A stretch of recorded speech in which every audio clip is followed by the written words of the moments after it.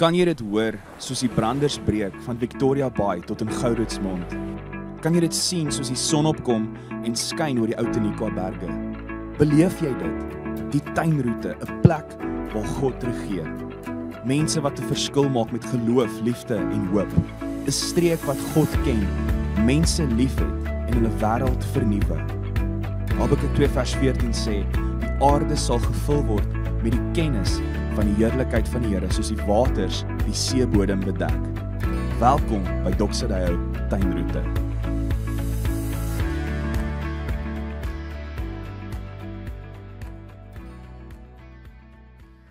Goeiedag vriende, ek is Gerard en dis my voorreg om vir jou baie welkom te sê by Doxadeo Tuinroete se aanlyn boodskap. Ons skop vandag 'n nuwe preekreeks af waaroor ons baie opgewonde is, maar voordat ons saam kuier uit die Bybel uit, kom ons bid eers saam. Hemelse Vader, baie dankie dat ons so kan saam wees op hierdie manier ook. En baie dankie Here vir u getrouheid en u liefde en u werk in ons lewens. Dankie dat ons saam kan kuier uit die Bybel uit. En dankie dat u die Bybel gebruik op soveel maniere om dinge in ons te skep. Dankie vir die werk van die Heilige Gees. En ons kom wy hierdie oomblikke ook aan u toe. Ons bid Here dat u doel sal bereik in ons lewens in die naam van Jesus. Amen.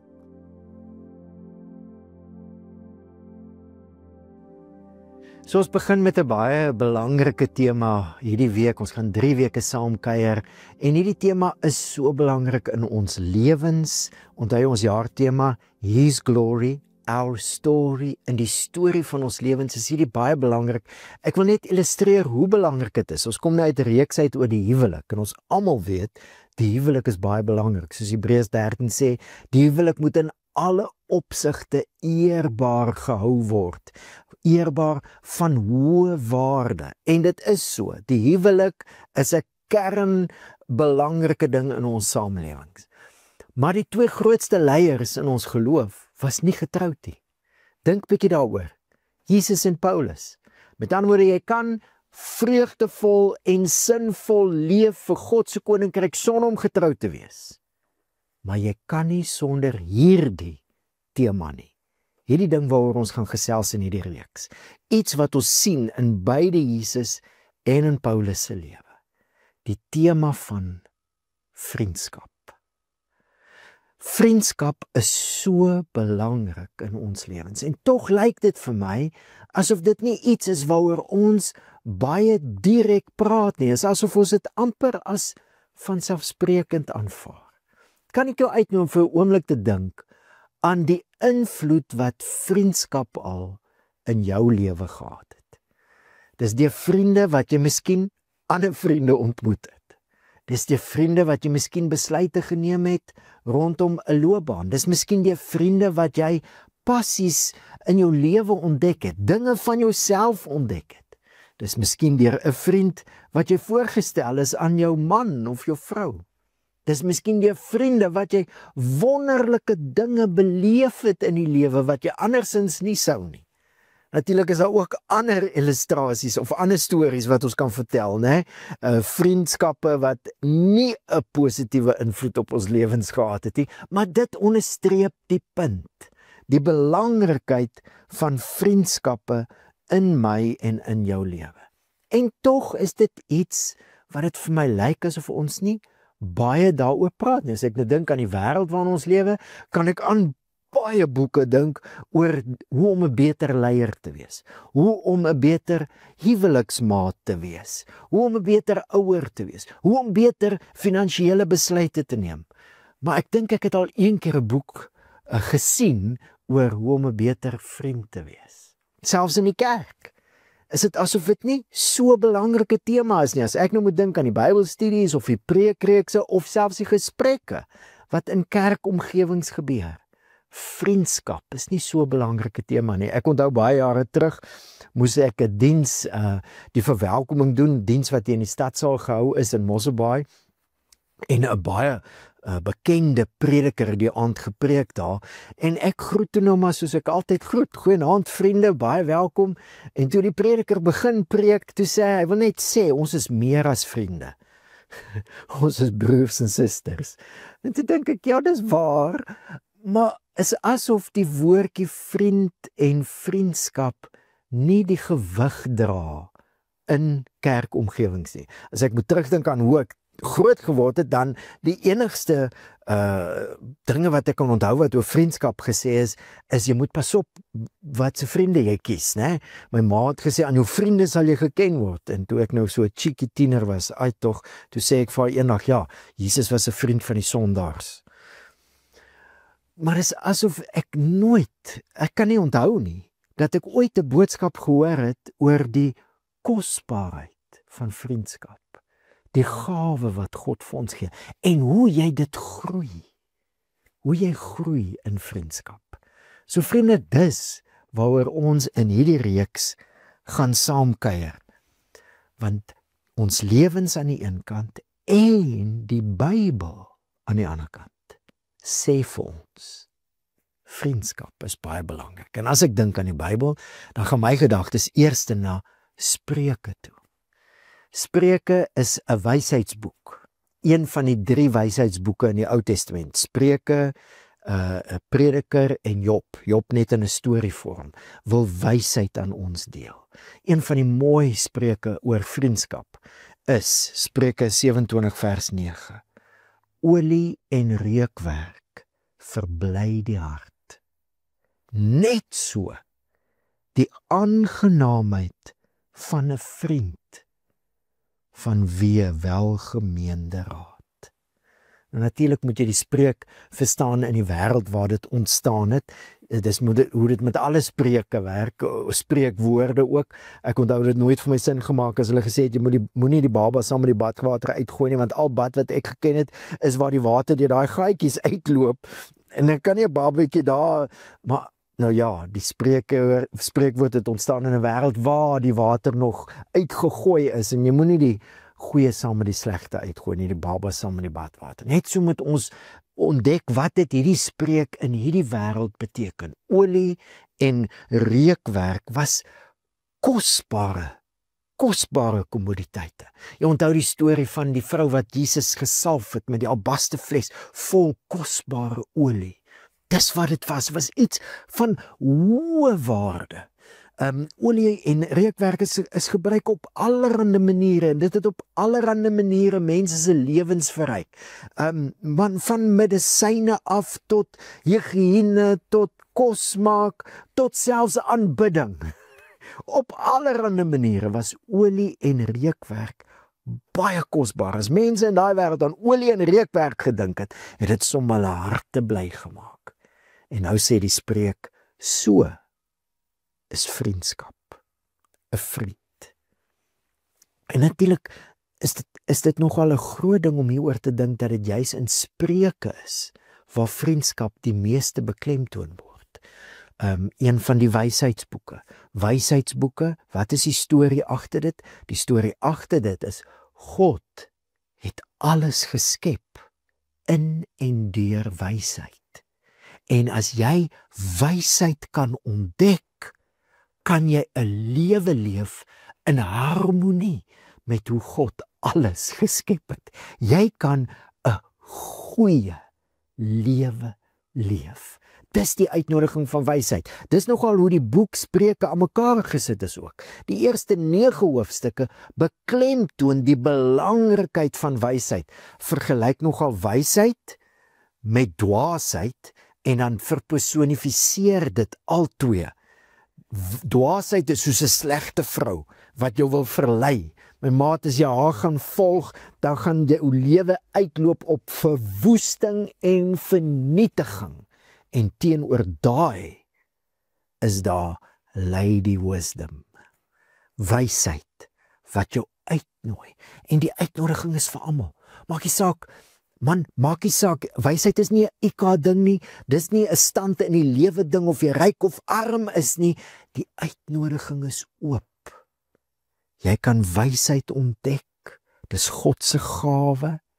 En as jy dit ontdek, kan jy 'n lewe leef wat werklik goed is. En een van die uitnodigings van wysheid, Lady Wisdom, is vriendskap. Dis hoekom Spreuke die boek is waar daar die meeste oor vriendskap gepraat word. So hoor dit weer. Olie en reukwerk verbly die hart. Net so die aangenaamheid van 'n vriend, van wie welgemeende raad. Vriendskap is kosbaar. Hoekom is dit so 'n kosbare en belangrike gawe van God af? Ek wil graag 3 dinge uitlig.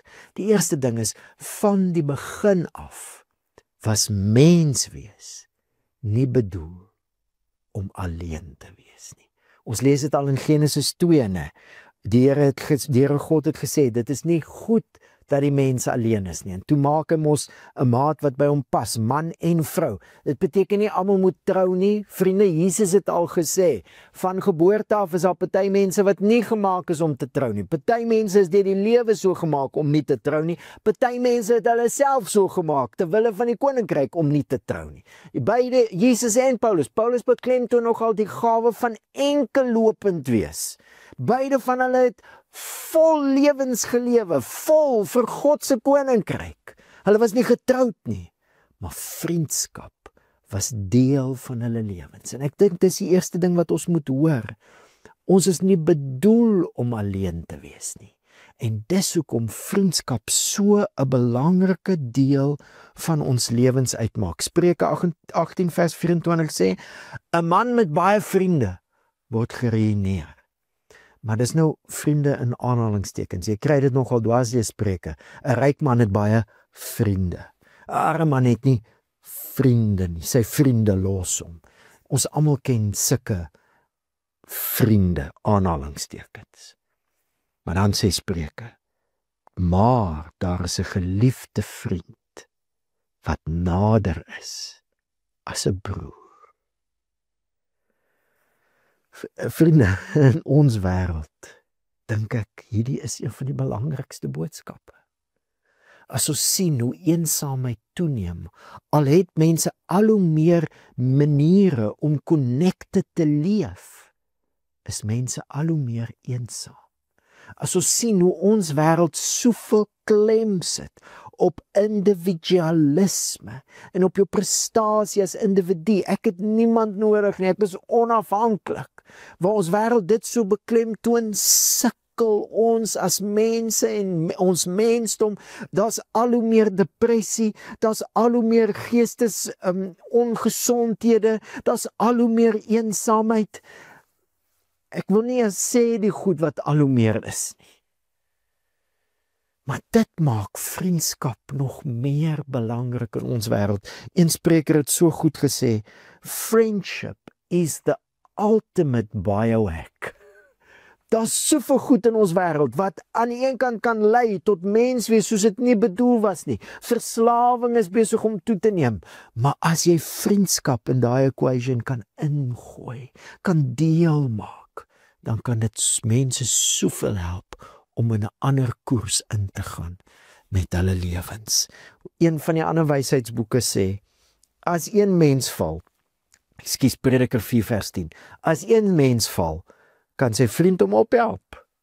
Maar as een val wat alleen is daar niemand om hom op te help nie.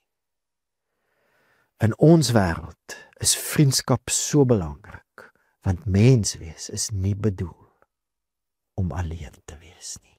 Vir ons as Christene is vriendskap geweldig belangrik, want die lewe wat God vir ons in Christus gee, is nie 'n alleen lewe nie, en dis ook nie 'n lewe wat jy kan alleen ontdek en leer lewe nie. Dis 'n saamlewe. Ons het dit hierdie jaar baie beklemtoon uit Hebreërs uit, hoor ons dit oor en oor, en 'n klomp van ons reeks het ons hieroor gesels, maar ek wil jou uitnooi om te hoor hoe Jesus praat oor die rol van vriendskap met sy disippels. Jesus sê, Johannes 15 van vers 13 af, groter liefde as dit het niemand nie, dat iemand sy lewe aflê vir sy vriende. Julle is my vriende as julle doen wat ek julle beveel. Ek noem julle nie meer slawe nie, omdat 'n slaaf nie weet wat sy eienaar doen nie. Ek het julle egter vriende genoem, omdat ek alles wat ek by my Vader gehoor het aan julle bekend gemaak het. Julle het my nie uitgekies nie, maar ek het julle uitgekies en julle aangestel om uit te gaan en vrug te dra, vrug wat blywend is, sodat wat julle die Vader in my naam vra, hy dit aan julle mag gee. Dit beveel ek julle. Julle moet mekaar lief hê. So hierdie gesprek wat Jesus met sy disippels het, gaan oor vriendskap. Ek wil jou uitnooi om hieroor te dink. Disippelskap, om by Jesus te leer, natuurlik, is die lewe in Christus 'n gawe wat God vir ons gee. Dit is ook 'n lewe wat ons leer lewe. Dis hoekom Jesus sê, gaan maak disippels. Ons is sy disippels. Ons leer by Jesus oor God se koninkryk. Ons rol in sy koninkryk. Ons leer dit by Jesus. Maar as Jesus met sy disippels praat, dan noem hy hulle vriende. Die disippelskap en om saam, en natuurlik is dit ook deur die werk van die Heilige Gees, om saam te leer oor die lewe wat ons nou in Christus het. Disippelskap is die beste, gebeur die beste in 'n omgewing van vriendskap. Ek wil regtig uitnooi om hierdie week hierdie woorde van Jesus weer te gaan lees en jouself in daai gesprek in te sluit. Kan jy jouself insluit? Definitief. Jesus sê, groter liefde het niemand as dit, dat hy sy lewe vir sy vriende aflê nie. Het Jesus sy lewe vir jou afgelê? Ja. Is dit hoekom jy in hom glo? Ja. Jy is sy vriend. Jy's ingesluit. Ek wil jou uitnooi om hierdie week te gaan kyk en in daai gesprek te gaan sit. Gaan sit daarso. Jy sien hoe 'n wye verskeidenheid mense daar is, uiteenlopend. Simon die ywerhaar wat geglo het, God gaan hulle help om die Romeinse ryk met geweld uit Israel uit te dryf. Aan die ander kant, Matteus, die tollenaar, wat as Jood vir die Romeinse ryk gewerk het, belasting ingevorder het. Jy sal nooit daai twee ouens saam aan 'n tafel sit nie. Jesus kies hulle en sê, julle is my vriende. Sit jouself in daai gesprek en hoor dat die omgewing waarbinne ons leer. En onthou, disippelskap is nie leer om dinge te weet nie. Disippelskap is leer om te word. Die omgewing waarbinne ons by Jesus leer oor God se koninkryk, mens wees, hierdie nuwe manier van mens wees. Die beste omgewing vir dit is 'n omgewing van vriendskap. En natuurlik is daar verskillende vlakke. Natuurlik, nee. Daar's die eerste vlak van vriendskap. Paulus skryf in Filippense 4 vers 5, laat julle vriendelikheid aan alle mense bekend word. Jesus het dit gelewe. Hy het mense verwelkom, hy het niemand weggewys nie.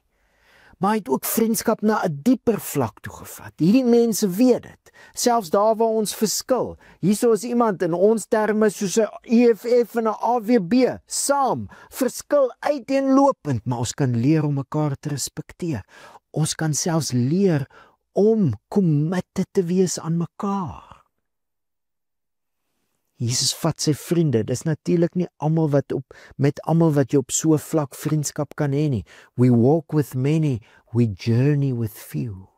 Maar dis waantoe Jesus vriendskap vat. Hierdie mense het dit geweet, gaan sit jouself in daai kring. En dan vat Jesus dit na nog 'n dieper vlak toe. Hy sê niemand het groter liefde as dit dat hy sy lewe aflê vir sy vriende. Julle is my vriende. Jesus het sy lewe afgelê. En onthou jy wat hy gesê het? Soos ek julle lief gehad het, moet julle mekaar lief hê. Hier sê hy dit weer. Dit is my gebod, dis my opdrag. Julle moet mekaar lief hê. Jesus het reg aan die begin van hierdie beweging 'n konteks geskep waarbinne ons leer om hom te volg vir God se koninkryk. En dis die konteks van vriendskap waar mense hulle lewe ook kan aflê vir mekaar.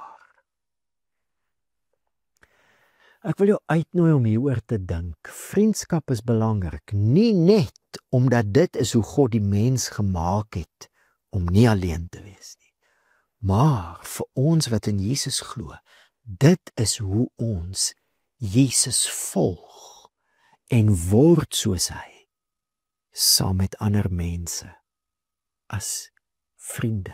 Ons almal ken hierdie spreek so goed. Spreuke 27 vers 17. Yster slyp yster. En so vorm vriende mekaar. En dan is daar nog 'n ding wat hier uitkom in hierdie gesprek wat Jesus met sy vriende het. Hy sê, julle het my nie gekies nie, ek het julle gekies. Jesus kies mense as sy vriende vir 'n doel. Hy sê, ek noem julle nie meer slawe nie, want slawe weet nie wat die planne van die baas is nie. Slawe het nie eens 'n saak met die plan van die baas nie. Hulle het nie 'n saak daarmee nie. Hy sê, met julle is dit anders. Ek het julle vriende genoem, want ek het alles van die Vader se wil het ek aan julle bekend gemaak. En dan sê ek het julle uitgekies om vrug te dra. God is besig met iets in hierdie wêreld en deur Jesus verstaan ons nou, dis sy koninkryk, soos in die hemel, so op die aarde, deur Jesus se koningskap. Jesus is koning in hemel en op aarde. Maar hierdie koninkryk en ons lewe in die koninkryk het 'n spesifieke aard. Dis 'n organisasie van vriende. Ek wil jou uitnooi om te hoor, dis nie net dat menswees vriendskap nodig het nie. Dis nie net dat die lewe in Christus vriendskap nodig het vir jou om dit te ontdek en dit te leer nie. Dis dat ons skepingsdoel, God se koninkryk, ons doel in hierdie lewe, het vriendskap nodig. Dis in die konteks van dit, dat Jesus nou God se wil aan ons bekend maak, wat Jesus ons vriende noem, sodat ons vrug kan dra, sodat ons iets in hierdie wêreld kan wees, wat God se koninkryk weerspieël. Vriend, jy kan nie jou skepingsdoel op jou eie ontdek en uitleef nie. Jy kan nie. Jy het vriendskap nodig. En ek wil afsluit, as dit dan is hoe belangrik vriendskap is, hoor dan weer die uitnodiging. Die uitnodiging van Lady Wisdom in die Ou Testament, maar wysheid is nie net in die Ou Testament. Wysheid is dwaasdeur.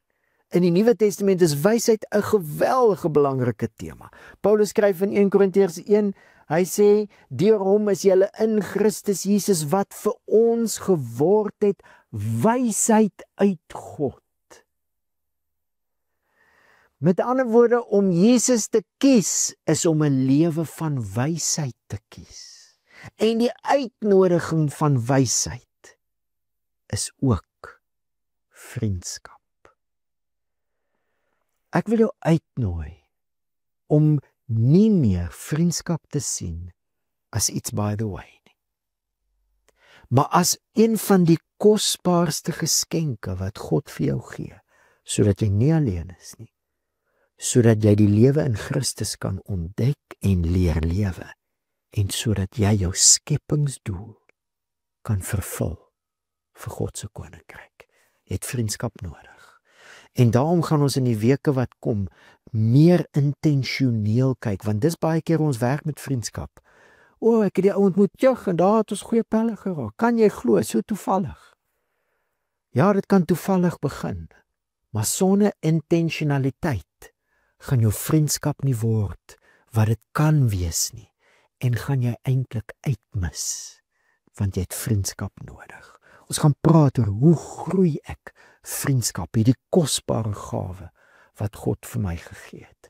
En vind ek weet, ons almal het stories as dit kom by vriendskappe. Baie van ons het groot teleurstellings ervaar in vriendskappe. Baie keer het ons toe gekies om nie meer in vriendskappe te lewe wat diep is nie. En jy kan dit kies, maar jy gaan iets van die lewe wat God vir jou bedoel het inboet. Daarom hierdie dringende uitnodiging van wysheid. Kies ook 'n lewe van vriendskap. En miskien kan dit jou help as jy hoor Jesus noem jou sy vriend. Het jy dit gehoor? Ons het so groot geword met Jesus wat ons vriend is, en hy is, want hy het sy lewe vir ons afgelê. Maar Jesus sê, ek noem julle my vriende. Jesus het jou gekies as sy vriend. Ons sing, wat 'n vriend het ons in Jesus. Jesus sê, wat 'n vriend het ek in jou. Ons sê, met vriende soos hierdie, Jesus sê, met vriende soos hierdie, gaan ek die wêreld verander.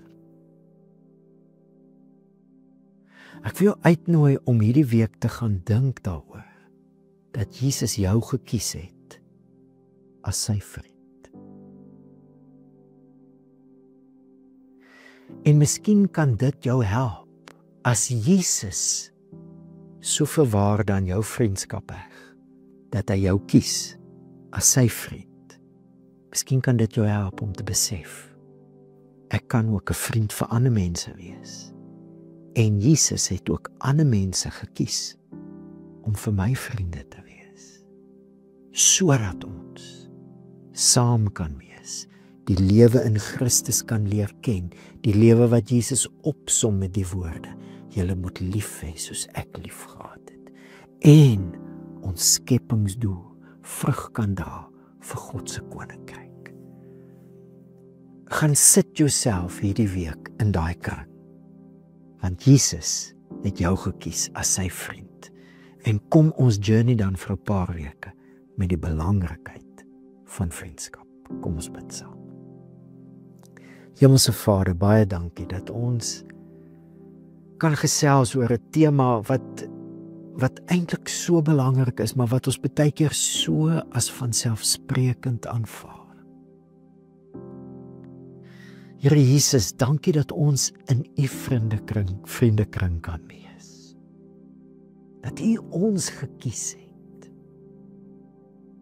En ons wil U vra om ons te help in hierdie weke wat kom, om meer intentioneel te dink oor ons vriendskappe, en om ons koers van ons lewens aan te pas, Here, sodat vriendskappe regtig die kosbare gawe kan wees wat van U afkom in ons lewens, wat U dit bedoel het om te wees. Soos olie en soos reukwerk, so is die aangenaamheid van 'n vriend. Dankie vir vriende. Here, as ons dink dat U ons U vriende noem, dan sit dit ons verhouding met U in 'n heel ander konteks. En dan wil ons, Here, groei in die vriendskap met U en in die vriendskap met mekaar. Seën ons in hierdie pad, in die naam van Jesus. Amen. Dankie vriende, ek sien uit om saam met jou verder te kyk in hierdie reeks oor vriendskap.